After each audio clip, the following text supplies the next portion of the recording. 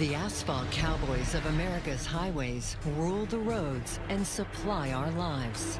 Without trucks, America stopped. Within a week, the shelves would be empty. But for some, the interstates are a hunting ground. We park, we go to sleep, we have no idea what's going on in the truck next to us. With 500 murders along America's highways, are predators drawn to trucking? He said it's kind of like hunting, because once I got them in the truck, they were dead. Or does trucking create predators? I gave you the opportunity to do exactly what you should do. And the killing doesn't end on the road. Trying to break in right now. He's at the front door. The police were not even near apprehending him.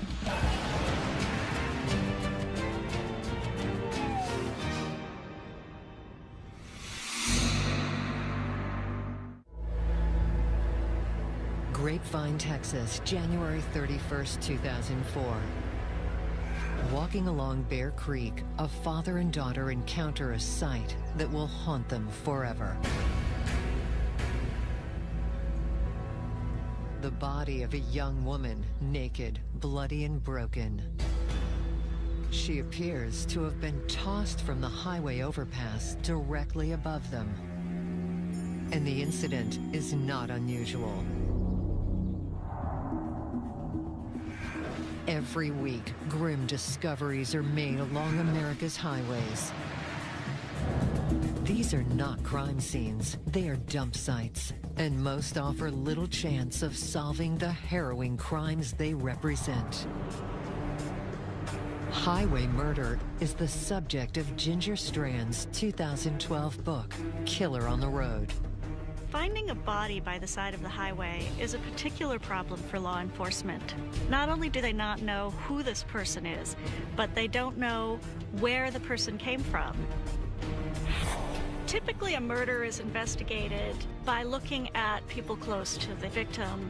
Frequently, husbands are questioned right away, boyfriends are questioned, enemies, all those things that you see on Law and Order. When you're looking at the interstate highway system, of course, none of those questions have any relevance. But law enforcement isn't always at a loss. The woman tossed from the overpass in Grapevine, Texas, had the word Seminole tattooed on her arm. She had no IDs, she had no clothes, she had no jewelry, nothing.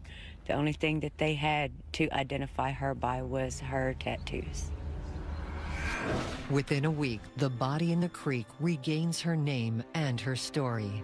She's 19-year-old Casey Jo Pipestem, a poet and promising athlete from Seminole, Oklahoma. Casey has scholarship offers for track. She has scholarship offers to play basketball. She was, I guess everything a girl would want out of a little sister. But life was complicated for Casey Jo, who had been reported prostituting herself at truck stops. She was beautiful, talented, very, very smart. But there was something missing.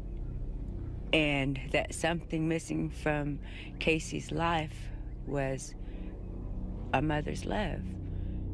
We had a mother, but not there like we wanted her to be. And nothing could replace that. Casey Jo was last seen alive at a truck stop on the I-35 in Oklahoma.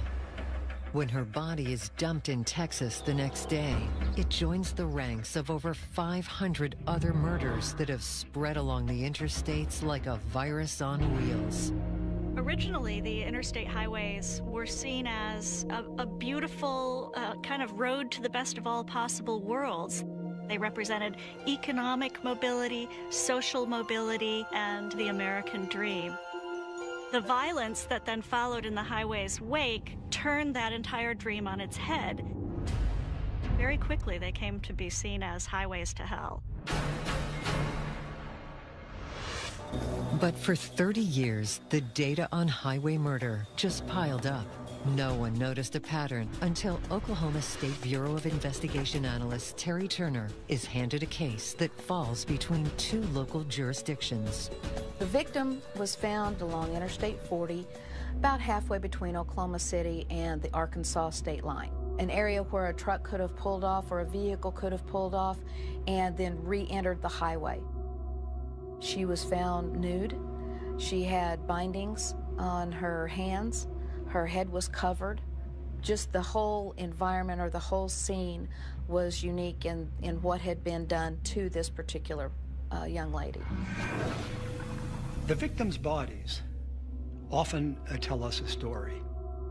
If the body has been positioned in a certain way, there's a story there, and that'll be very important to distribute that information from city to city, from county to county, from state to state. We put out law enforcement communication between all law enforcement in the country.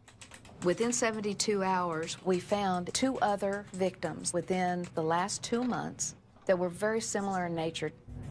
Turner is soon tracking 7 unsolved highway homicides across 4 states matching her criteria. All 7 of the girls were found fairly close to a major interstate highway, and there were 3 that were actually dumped off of an interstate bridge. My 7 girls, she calls them, and Casey Jo Pipestem is one. And just like Pipestem, each had been selling sex at truck stops. Tragically, prostitutes are what people in law enforcement call throwaway people. And that's not because people in law enforcement think that they're throwaway people. It's because that's how the criminals see them. Prostitutes' friends and associates are frequently less willing to talk to the law. They don't want to talk about where they were last seen or what they were last doing. So all of this makes it easier for them to become victims of predators. These young women that work these truck stops are nameless, faceless people to society for the most part. But each day I would look at their picture and I knew that they were somebody's daughter, somebody's sister, somebody's mom, and they became very, very important to me. Local detective Clark Fine of Hendricks County, Indiana, takes the same view. We're the protector of everybody. We don't just protect the rich people and the homeowners, we protect everybody. Simultaneous with Terry's investigation, Fine is working the case of murdered prostitute Buffy Brawley, killed 1 month after Casey Jo. The 27-year-old mother was discovered off Interstate 74 south of Indianapolis. But here, the condition of both the body and the dump site contained telling information about the killer. Our investigation of the scene revealed that a truck had pulled in a large semi, pulling a trailer, had made a sweeping right turn. We could tell that by the tire tracks revealed through air photography and also on the ground. The victim's injuries point to a trucker as well. Buffy had burn marks to her wrists and ankles that was the result of what's called trucker's rope, which is the yellow rope they used to tie down equipment and tarps. She also had been hit with a tire thumper.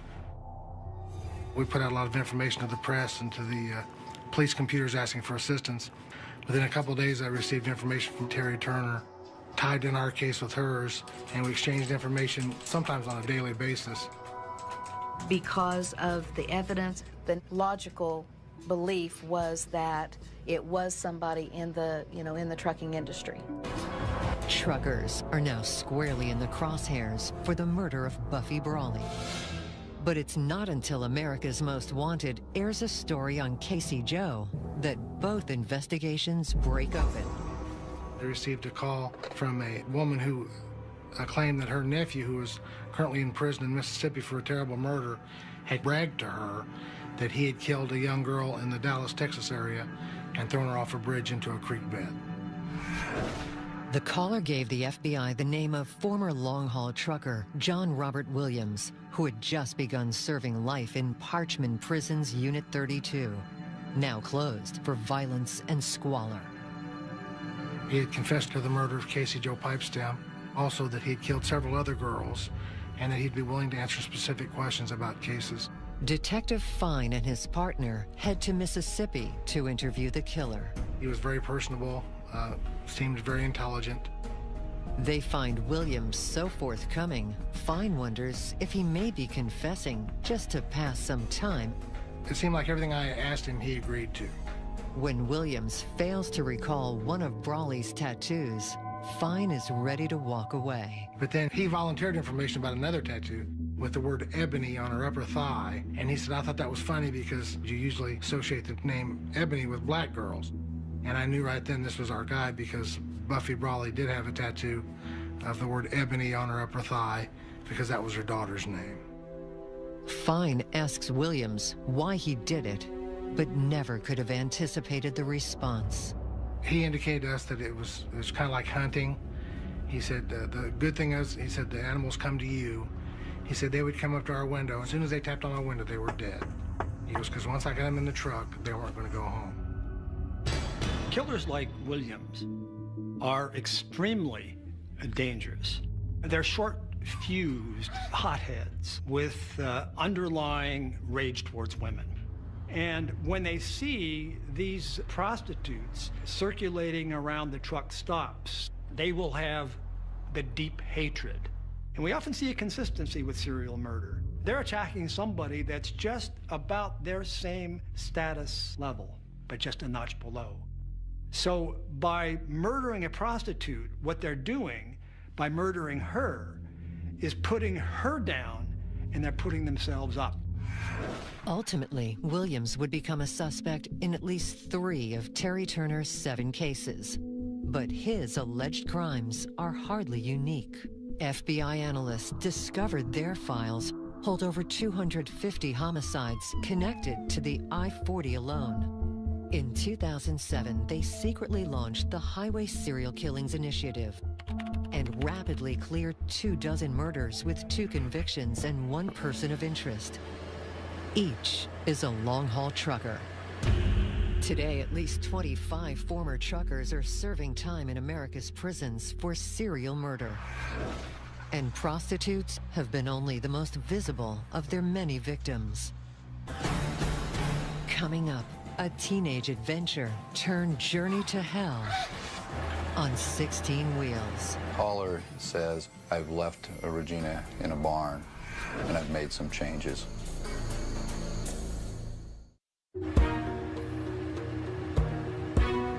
In 2007, the FBI quietly forms the Highway Serial Killings Initiative to match bodies dumped along the interstates with potential murder suspects.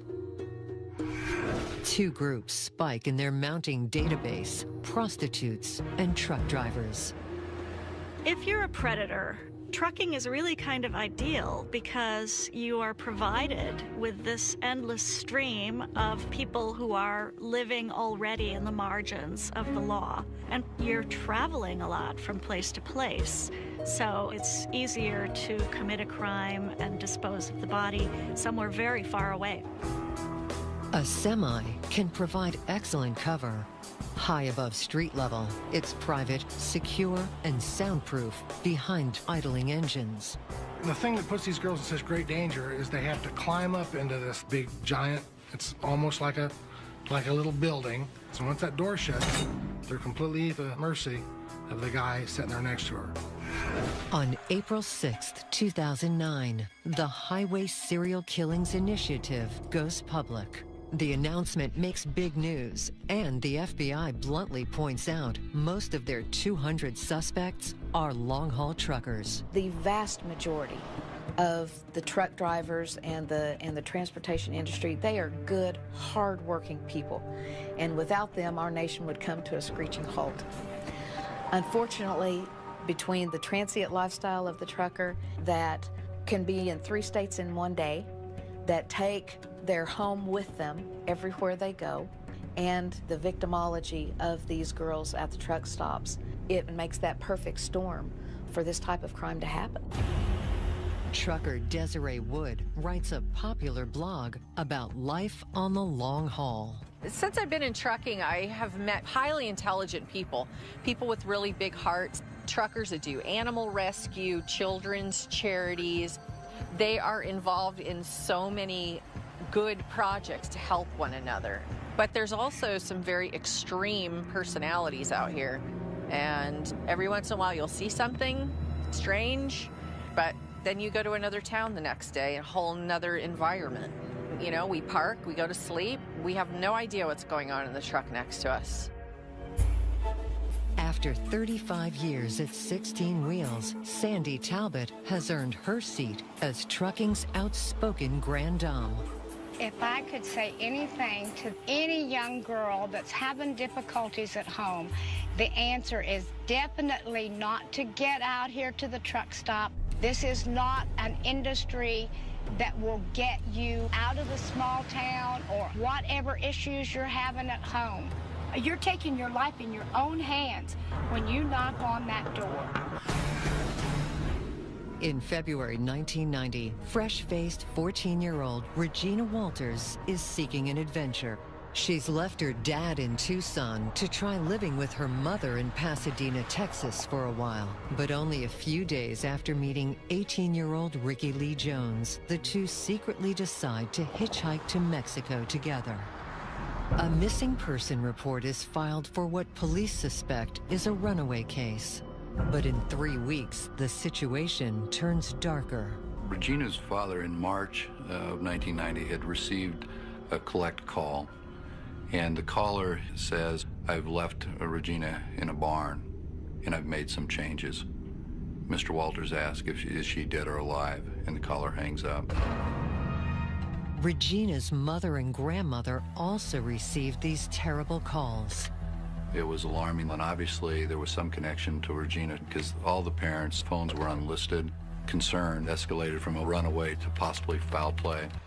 The couple were last seen in Ricky's hometown of Houston, also the home of long-haul trucker Robert Ben Rhodes, who is about to head back out on his route.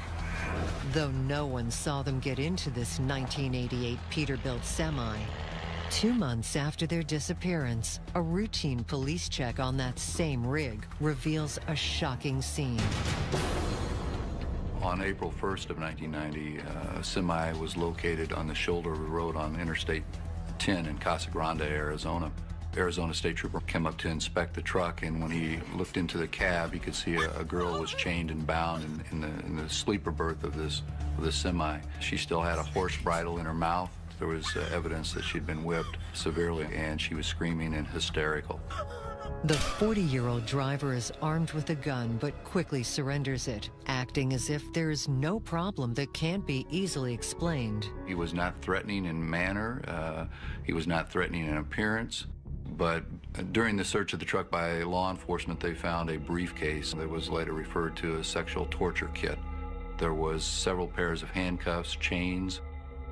There was a dog leash, sexual devices, alligator clips, hooks, and several whips. Yet throughout questioning, Robert Ben Rhodes remains cool, calm, and approachable. Okay. He jokes easily with his interrogator. Yeah. And insists the sex was consensual, even while demeaning his victim. You don't screw around with the woman on the road. Not unless you want your to drop off. Okay. But an FBI search of Rhodes' Houston apartment only reveals more horrors. The windows had been shaded so you couldn't see in the apartment. There were some bloody towels that were located. Again, more sexual assault tools and batteries used in specific types of torture. Investigators also find an extensive collection of bondage and torture pornography. When we're looking at these sexual sadists, they tend to be white middle-aged males. I mean, they give a nice guy appearance. But down deep, he's had this rage towards women, probably tracing back to early pre-adolescence. And then step by step, through the years, he's cultivated these fantasies. By the time they're middle-aged, they have this pastime, and that is hurting women. Among the articles seized are various items of women's clothing and rolls of film that pose a chilling mystery. There was photographs of a young girl. A majority of them were taken in what we believe to be Rhodes' truck, in various positions within the sleeper berth where she's bound. Then the photographs chronologically go to a location of a rural setting of a barn. And then she goes up into this loft, this hayloft, if you will, where she's bound with handcuffs and chains and then posed. Rhodes would especially enjoy looking at a photograph of his victims. This is first person. He relives it, but the photos are never enough. That just fuels their fantasy for the next kill. Rhodes spends the next 7 months in an Arizona prison, serving the first part of a 6-year sentence for kidnapping the woman found chained in his truck. He's about to be released on work furlough when, hundreds of miles away in Illinois, a grim discovery in a broken-down barn along I-70 brings the case of Regina Walters barreling back to life. The victim had a garrote around her neck, which is a very sadistic manner of committing a homicide. It was obvious that we were dealing with someone who had done this before. October 1990. Long-haul trucker Robert Ben Rhodes is serving time in Arizona for the kidnap and torture of a woman found shackled in the cabin of his truck. He is set to be released on good behavior when a terrible discovery is made near a large truck stop in Bond County, Illinois. The body was initially located by a local farmer who had donated this barn to the local fire department to burn down for practice. And he'd went up into the loft with his flashlight and had seen the remains. Exposed to the elements, it will take forensics to determine even the age and gender of the victim. But the brutality suffered is immediately clear. Some wire was taken off of a bale of hay, and then a small board was broken from the veneer of the barn, placed into the garrote, and then it's twisted down. A very sadistic manner of committing a homicide. It was obvious that we were dealing with someone who had done this before. Analysis reveals the body to be of a female roughly 14 years of age. The description produces a shocking 950 matches in the national database of potential victims. But one stands out. Missing runaway Regina Walters, whose family had received those chilling calls so many months ago. I left Regina in a barn. Immediately, we asked for dental records from Regina and made a positive identification. It was indeed Regina K. Walters from Texas. And that's when the photographs come to light. In learning Regina was murdered in a barn, agents at Houston FBI are reminded of the haunting rolls of film in their file on Rhodes. They actually had been sitting there since April, and now it's October. Experts determined the photographs taken by Rhodes document the last day of Regina's life.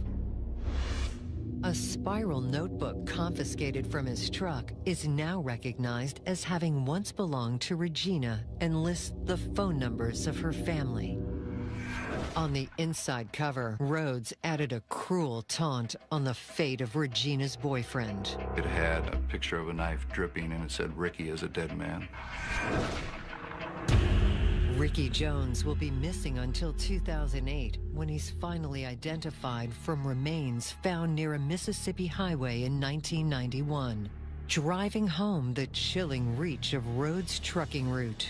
Looking back in Rhodes' trucking history, after a study by the FBI, there was 40 bodies that would have fit his time frame. A plea agreement signed in 1992 spares Rhodes the death penalty in the murder of Regina Walters. But serving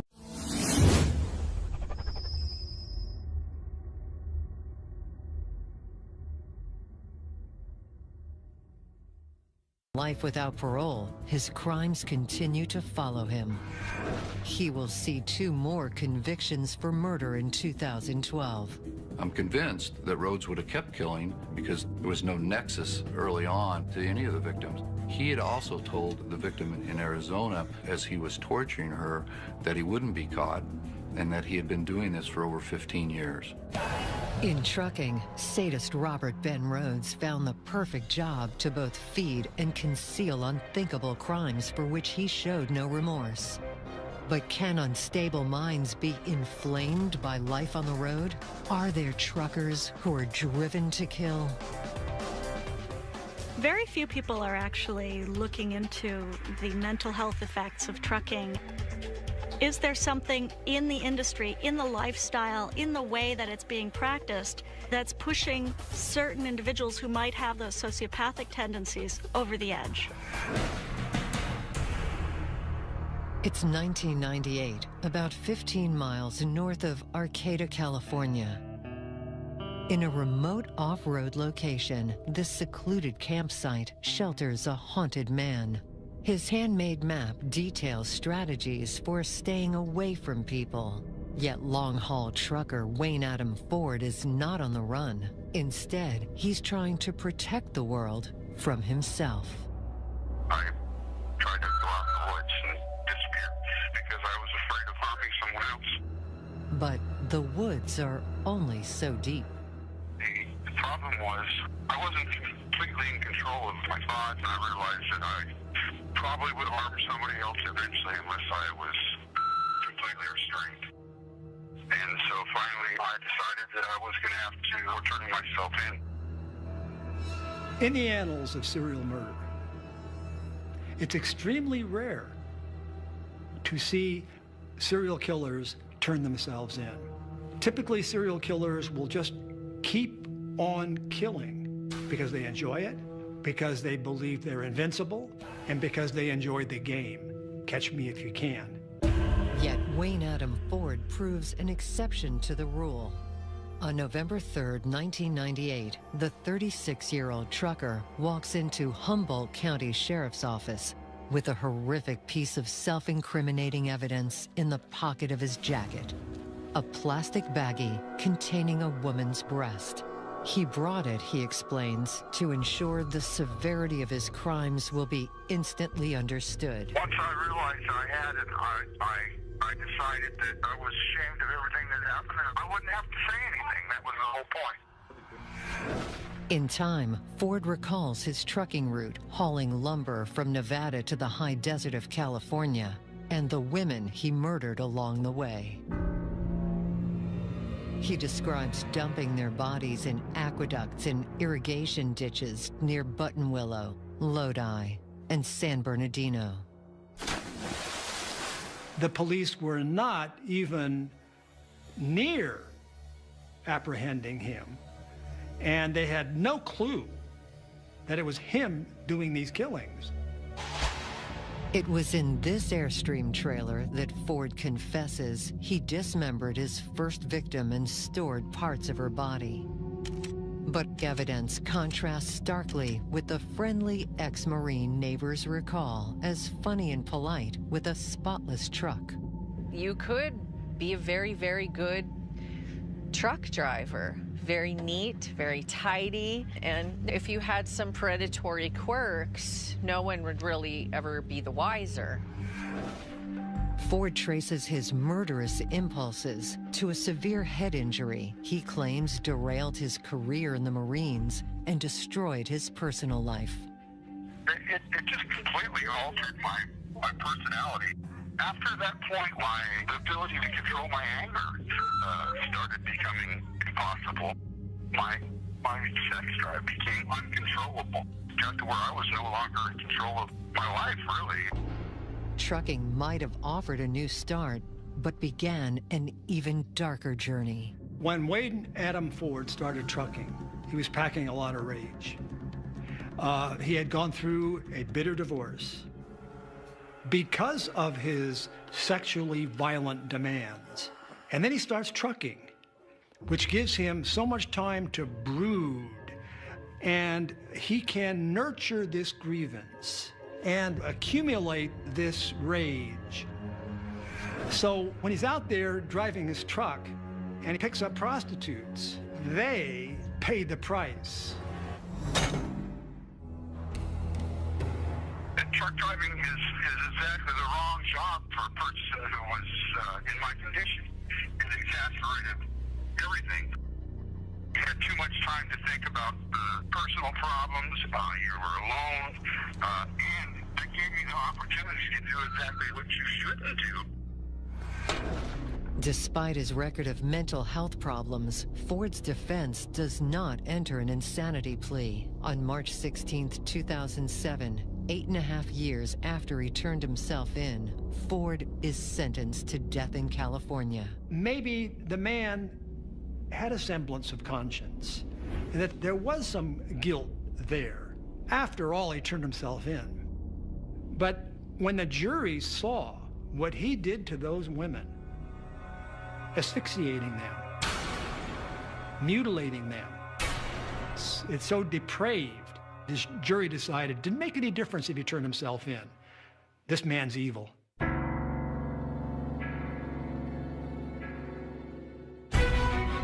Pressure and isolation at 39 cents a mile.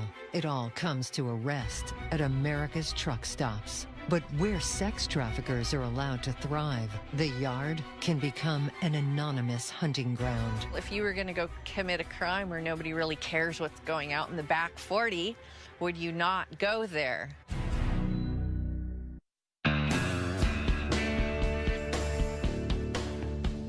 Most of us only know truck stops as civilian drivers or four-wheelers. We go to the side designated for us. The trucking side is separate, and it's a world of its own.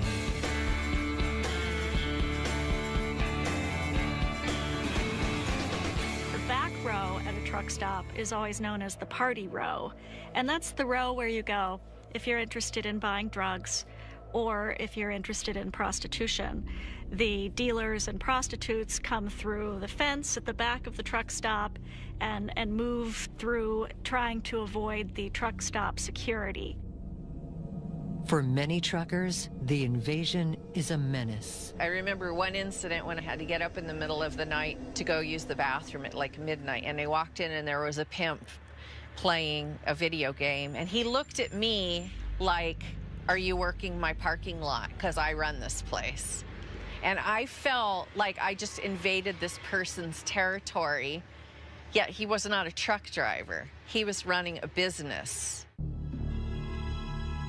Prostitutes circulate through the truck stop and knock on the doors of the trucks, and even if he's looking to get a good night's sleep, it's frequently very difficult. The truckers who aren't interested will often put a little sign in their window that has a picture of a lizard with a bar through it, because tragically the women who work truck stops are known as lot lizards.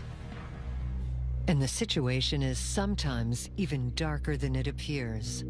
Some girls may be underage or acting against their will. Assistant Chief of Police Jim Walters establishes recovery practices for endangered minors. At any time, there are just short of 300,000 young people, children, who are at risk of exploitation in terms of trafficking in the United States.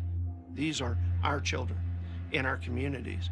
So you have a young person who finds themselves in a situation where they're homeless and they're dependent on the substances that they take that lessen and dull the pain. And very often what they find to support themselves is the only thing that they've got left, and that's their body. Almost all the prostitutes I interviewed over the years, they all said the same thing. They had started out at a very young age, usually 12, 13, or 14, which always surprises me. But this guy will come in and he'll have a handful of money and a nice car, and they tell him how much they need them and how much they respect them, and they think, you know, I need to work for this guy. I need to give him money because he loves me. Truck stops are perfect for the trafficker because once the law enforcement's on you, you move 20, 40, 100 miles down the freeway to the next truck stop. You build in things like CB radios, and it's no challenge at all for the pimp to talk about where they're going to be at next and bring their customers to them. But many truckers are starting to push back against sex traffickers targeting their industry. The drivers have begun to have an outlet where they can speak outside of the cabs through social media and groups like Truckers Against Trafficking, educating them that maybe these people working in the parking lot are not doing it willingly. Maybe somebody else is pulling the strings back there, and here's some signs to look for. Truckers Against Trafficking was such a great idea because truck drivers are the eyes and ears of America. They see everything, they hear everything, and I'm a proud card carrier. It's a great card. It has a national hotline number, the 1-800 number that drivers can call if they see something suspicious. People have been rescued by just one phone call from a driver. This is just right for a bad situation. Authorities believe 19-year-old Casey Jo Pipestem had been recruited into prostitution when she was still a minor. Her suspected killer, former trucker John Robert Williams, has been a person of interest in 14 murders in 6 different states along the I-40 corridor. And he's confessed to many more. He had advised that he had been killing girls since he was a teenager. I asked him a specific amount, and he said he thought, he wasn't positive, but he thought he'd killed 37 girls. And I said, how do you obtain all these girls? And he said, other than the first couple, which he actually abducted off the street, almost all the others were girls that got into his vehicle on their own. And he said he knew that they were looking for business. He was looking for somebody to kill, and it worked out for him. But pursuing multiple convictions can be difficult when killers cross state lines. In law enforcement, we have jurisdictional boundaries. The bad guys don't. The murder of Casey Jo Pipestem has yet to be prosecuted a decade later. The community in Seminole still feels the pain. In January, on the anniversary of her 9th year memorial, we had a candlelight vigil in Oklahoma City. We didn't just light candles for Casey, we lit candles for the other victims as well. And the purpose of that was to let them know that just because y'all have forgotten, we didn't. We think about her every day. And we remembered her the way that we always remembered her, as beautiful.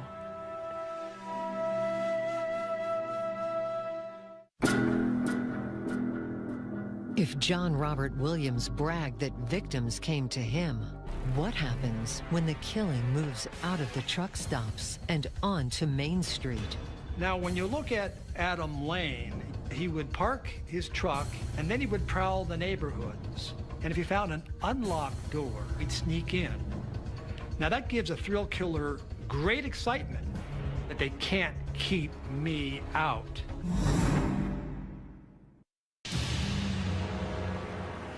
Harrisburg, Pennsylvania, 2007, a quarter mile off I-83. Homemaker Darlene Ewald is brutally slaughtered with a fatal slash to the throat on her back patio. 2 weeks later, local business owner Monica Massaro is found stabbed to death in her own bedroom on Main Street in Bloomsbury, New Jersey. The very next day, and 290 miles away, police in Chelmsford, Massachusetts, field calls of terror from houses near the 495. Somebody's trying to break in. Okay, we have. Okay, is it going? Trying to break in right now. He's at the front door. Then, at 4 a.m., the most harrowing call of all. A man came in with a gun and put it to my neck and The parents of Shay McDonough had confronted her attacker just moments before, after hearing her whimpering through the wall. He had his face covered with a mask and had the knife to her throat, and he told her not to move, or he would kill her. Chelmsford police take the knifeman into custody and find him heavily armed with exotic ninja-type weapons and choking wire. But background checks reveal no prior arrests for long-haul trucker Adam Leroy Lane. When they unloaded his truck, they took out a whole bunch of scary stuff and a cap that said "World's Greatest Dad." And I just thought, how does that work? Lane traveled with a film called Hunting Humans in his portable DVD player. But the most damning piece of evidence found in his truck would prove to be a simple receipt from Bloomsbury, New Jersey. He had bought a radar detector at the TA truck stop, which is the truck stop located right near Monica Massaro's house. If you stood on Monica's front porch and looked to your right, you could see the truck stops down the street. The receipt was was dated for Sunday, July 29th, 2007 at approximately 5 a.m. And the date and the time matched perfectly to the window that we believe Monica Massaro had been actually murdered. Ultimately, Lane's knife will test positive for the DNA of Monica Massaro and Darlene Ewald, both attacked along with Shay McDonough in a 2-week killing spree along his trucking route from North Carolina to New Hampshire. Lane was a thrill killer. They identify with other serial killers. They embrace horror. They're nobodies who become a somebody through murder. And by killing nice, appropriate, decent people, they send a shockwave through society. It's a feeling of power, you know, that they can't keep me out. The case of Adam Leroy Lane might make anyone vote down the building of a truck stop in their community, but opposing one can generate terrible, unintended consequences. Trucker Jason Rivenberg was shot dead in an abandoned gas station in 2009 when he could not find suitable parking for the night. The day Jason went missing, I had a doctor's appointment at 9 o'clock in the morning to schedule the C-section for our twins. At noon, the guy he was driving for called me and said that he did not make his delivery time. A couple of hours later, the investigator from our sheriff's department came with a picture of Jason's tattoo for me to identify Jason. And then, with the tattoo, there was no denying. The killer got $7 off Jason's dead body. It was his change from dinner. There's a big danger for the drivers out there.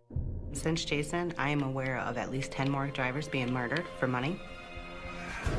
After a 3-year campaign, 2012 saw the passage of Jason's Law, dedicating federal funds to create safe parking areas where truck drivers can rest. It's not a luxury, it's something that they need. They're going out there making our world go around with little to no respect from anybody. They need this to be able to do their job and go home safely to their families. It's important to keep in mind that trucking is experiencing a huge boom. You'll see on the highway a lot truckers with a bumper sticker that says, "If you have it, a trucker brought it." And that's true. The vast majority of our commodities come to us via truck. That's what makes it so important to look at this industry with clear eyes and really try to make it be the best, safest industry it can be, because we depend on it. This program contains graphic material, including offensive language. Viewer discretion is advised.